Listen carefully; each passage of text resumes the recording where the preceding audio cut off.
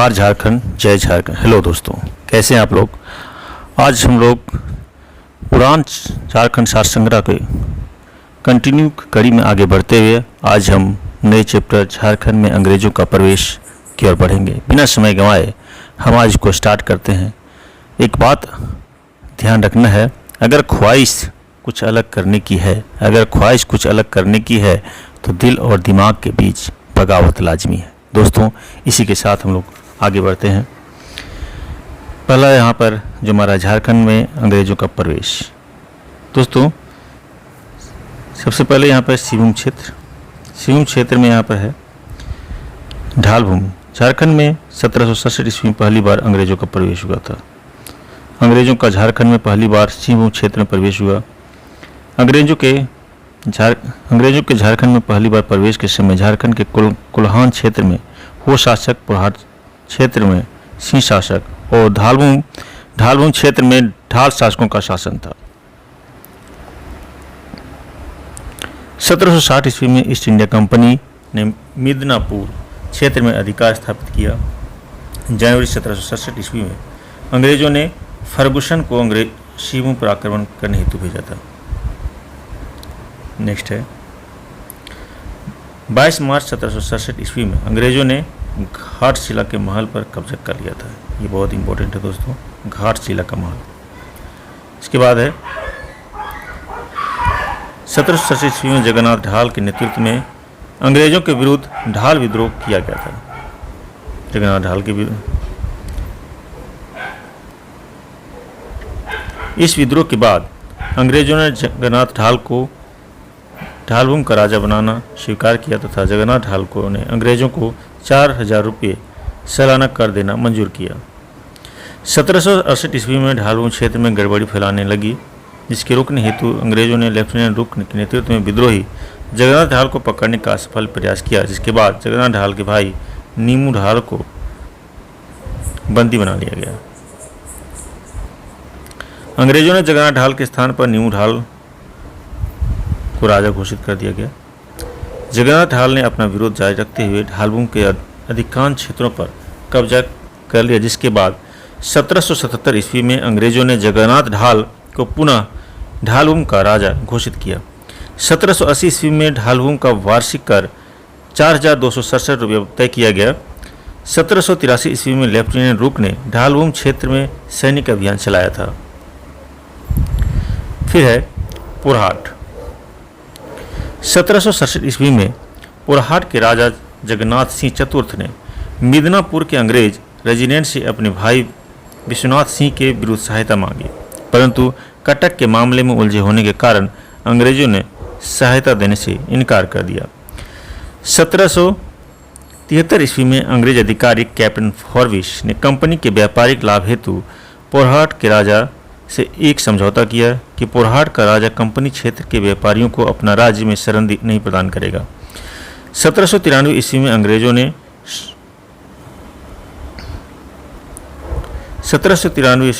अंग्रेजों ने सरायकेला के कुंवर और खरसावां के ठाकुर के साथ भी इसी प्रकार की संधि की।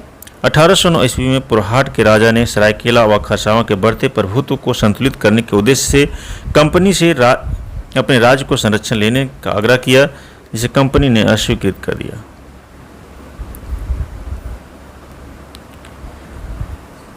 अठारह ईस्वी में तृतीय आंग्ल मराठा युद्ध के पश्चात कंपनी ने सिंहभूम को कंपनी के नियंत्रण में लाने का निर्णय लिया।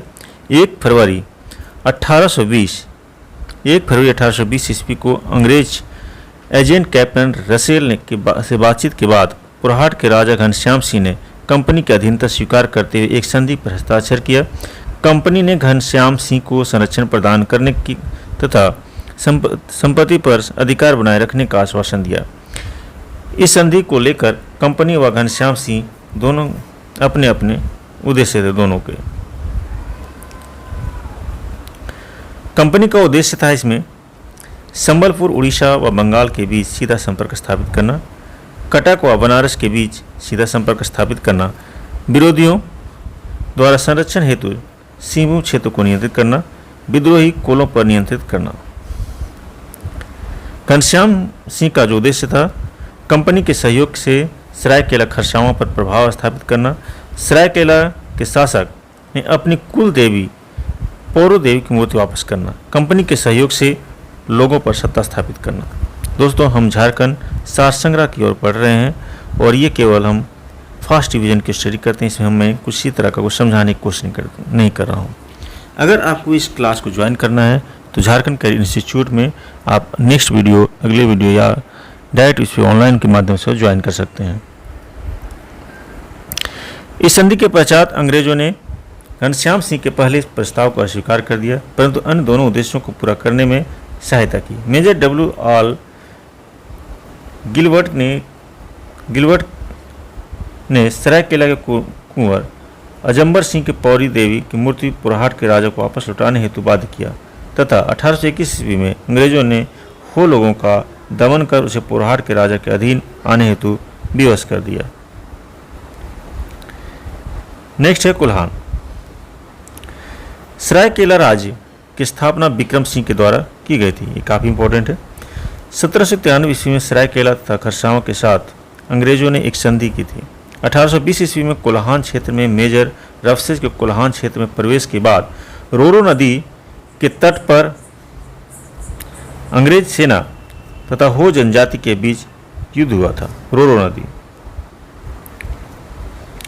1821 ईस्वी में कर्नल रिचर्ड के नेतृत्व में अंग्रेजों ने हो क्षेत्र में प्रवेश किया तथा हो लोगों को अंग्रेजों का अधीनता स्वीकार करने हेतु विवश कर दिया।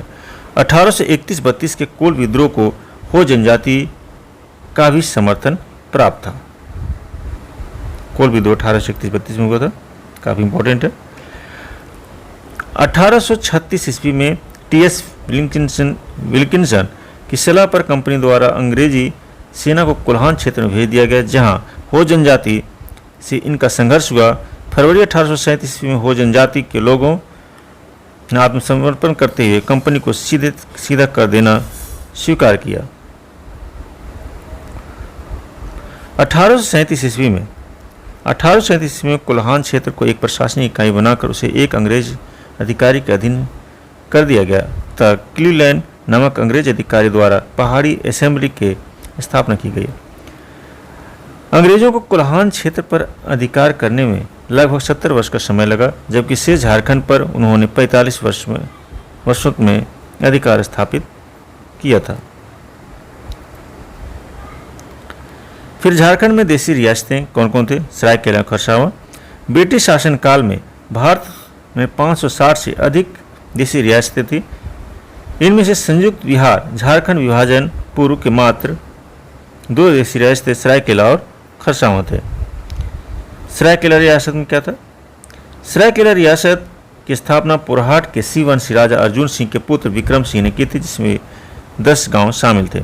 सरायकेला रियासत का अंग्रेजों के साथ सबसे पहले 1770 ईस्वी में संपर्क स्थापित हुआ था। 1793 ईस्वी में सरायकेला के राजा एवं अंग्रेज के बीच एक संधि हुई थी। अंग्रेजों ने 1803 ईस्वी में आंग्ल मराठा युद्ध में सरायकेला के राजा अभिराम सिंह को अंग्रेजों की सहायता करने पर वार्षिक कर माफ करने का प्रस्ताव दिया था।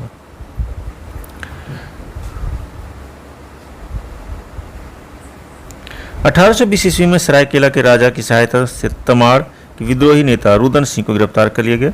1857 ईस्वी के संग्राम में सरायकेला के राजा ने अंग्रेजों की सहायता की थी। इसके बदले अंग्रेजों ने सरायकेला के राजा को पुरहाट राज्य को एक हिस्सा सरायकेला को प्रदान कर दिया था।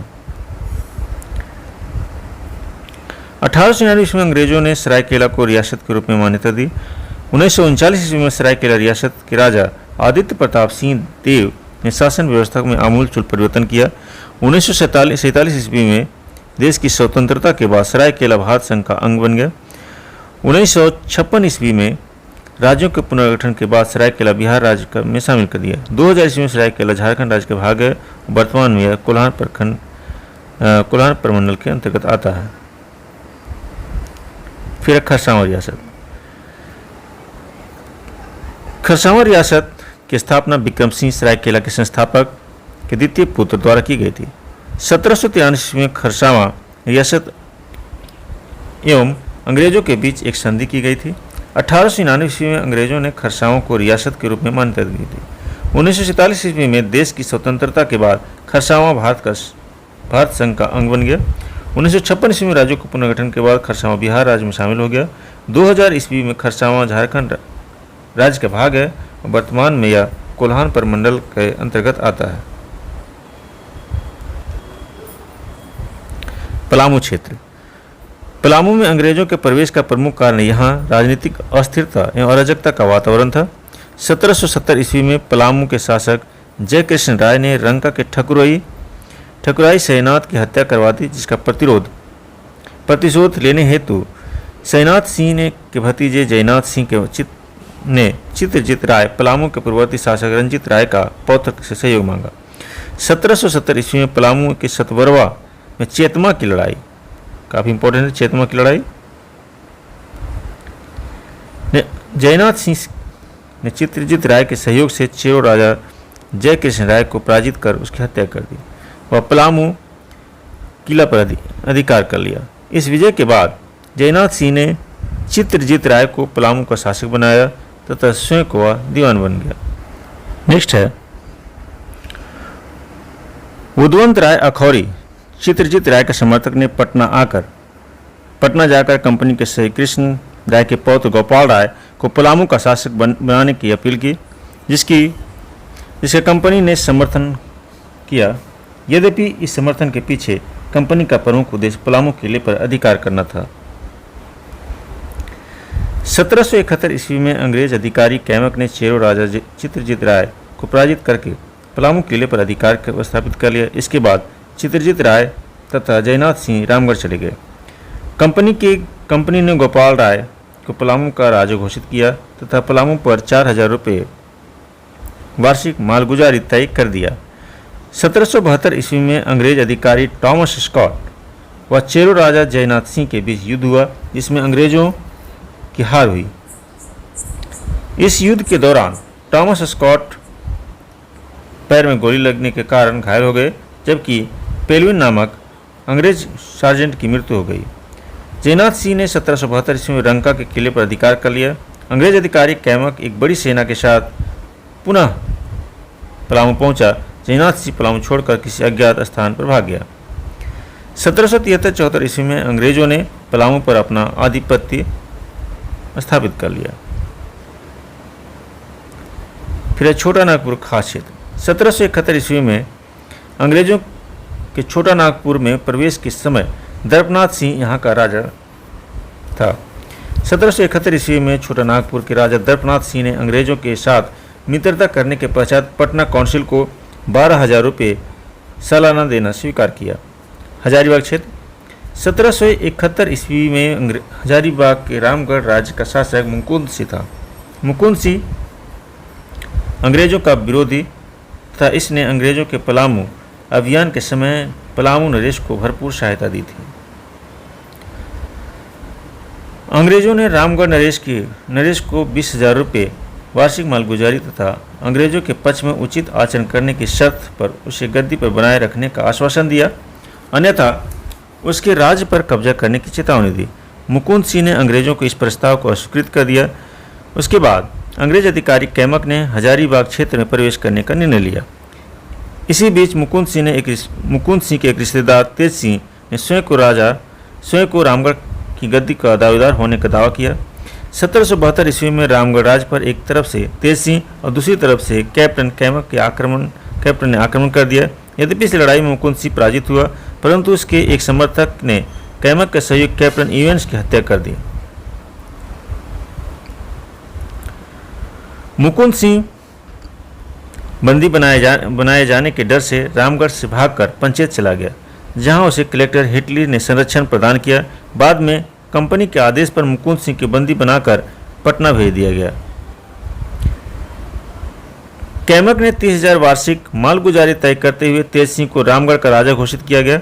1773 ईस्वी में रामगढ़, पलामू और छोटा नागपुर खास को मिलाकर रामगढ़ जिले का गठन किया गया। 1774 ईस्वी में तेज सिंह को रामगढ़ का विधिवत राजा घोषित कर दिया गया। अब है मानभूम। मानभूम वर्तमान में धनबाद जो कहलाता है। मानभूम क्षेत्र में अंग्रेजों का प्रवेश करने में लगभग 20 वर्ष 1763 से 83 लग गया। 1763 ईस्वी में फर्ग्यूसन ने मानभूम क्षेत्र में जमींदारों से सालाना बंदोबस्त की प्रक्रिया प्रारंभ की। 1783-84 ईस्वी में मेजर कॉरफोर्ड ने झालदा के राजा मंगल सिंह को गिरफ्तार कर झरिया में शांति स्थापित किया। संथाल परगना क्षेत्र। संथाल परगना प्राचीन अंग राज्य का हिस्सा था, जिसे जंगल तराई के नाम से जाना जाता था। जंगल तराई 1592 ईस्वी में से 1660 ईस्वी तक यह क्षेत्र बंगाल की राजधानी रहा। 1676 ईस्वी में अंग्रेजों द्वारा इस क्षेत्र में एक व्यापारिक कंपनी की स्थापना की गई। इसके बाद यहाँ के शाही टकसाल में कंपनी के सिक्के ढाले जाने लगे। 1702 ईस्वी में मुगलों से संबंध खराब होने पर औरंगजेब ने राजमहल स्थित कंपनी के अधिकारियों को बंदी बनाने का आदेश दिया। 1708 ईस्वी में मुगलों के दीवान मुर्शिद कुली खां एवं अंग्रेजों के बीच पुनः मतभेद हो गया, परंतु 1710 ईस्वी में संबंध ठीक हो गए। 1742 ईस्वी में मराठों ने इस क्षेत्र पर कब्जा कर लिया। 1757 ईस्वी में प्लासी की लड़ाई में पराजित होने के बाद सिराजुद्दौला राजमहल तक पहुंच गया और उसने इस क्षेत्र पर कब्जा कर लिया।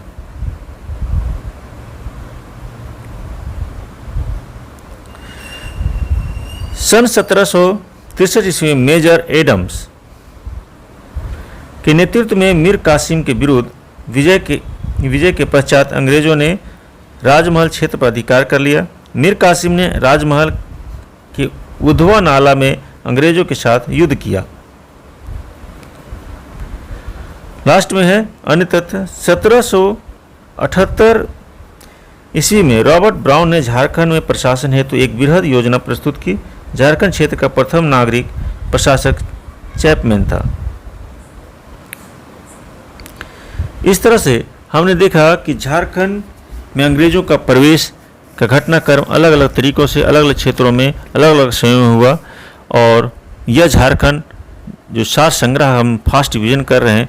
दोस्तों, उम्मीद करते हैं कि यह वीडियो काफ़ी पसंद आया होगा और ऐसे छात्र जो कम समय में इसको अपने टारगेट को अचीव करना चाहते हैं, ये वीडियो उनके लिए काफ़ी कारगर होगा।